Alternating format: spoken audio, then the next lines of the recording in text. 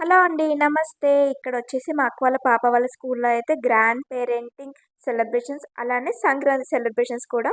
మీలో ఎంతమందికి గుర్తొచ్చింది చిన్నప్పుడు సంక్రాంతి సెలబ్రేషన్స్ స్కూల్‌లో ఎంత బాగా జరిగేవి కదా! మా స్కూల్‌లో అయితే కైట్స్ తయారు చేసుకొని రమ్మని చెప్పేవాళ్ళు.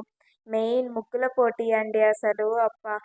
అసలు ఏ ముగ్గులేద్దాం, ఏ రంగులేద్దాం ఆ పోటీనే వేరు. అవన్నీ ఒక్కసారిగా గుర్తొచ్చాయి.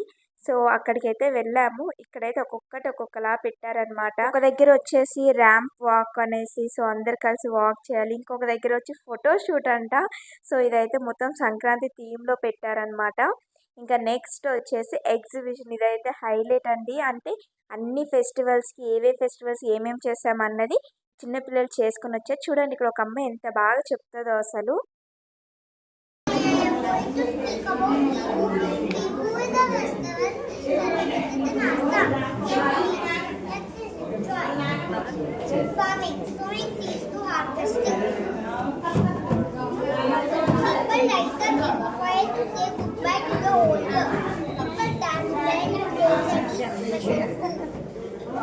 People thank nature and families and so, అందరైతే చాలా యాక్టివ్‌గా గ్రాండ్ పేరెంట్స్ గానీ, పిల్లలు గానీ చాలా యాక్టివ్‌గా గేమ్స్ గానీ అన్నిట్లో భలే ఆడారండి.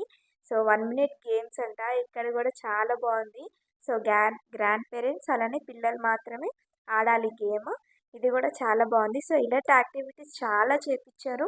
చాలా గేమ్స్ ఆడిపిచ్చారు. సో, అది చాలా ఫన్నీగా చాలా బావుండేది. ఇంకా లాస్ట్‌కొచ్చేసి ముగ్గులండి. సో, ఈ ముగ్గులు చూడగానే నాకైతే నిజంగా అసలు చిన్నప్పటికి మళ్ళీ ఎళ్ళిపోతే బావుండు అనిపిచ్చింది. సో, మీలో ఎంతమందికి ఇదంతా గుర్తుంది? నాకు కామెంట్స్‌లో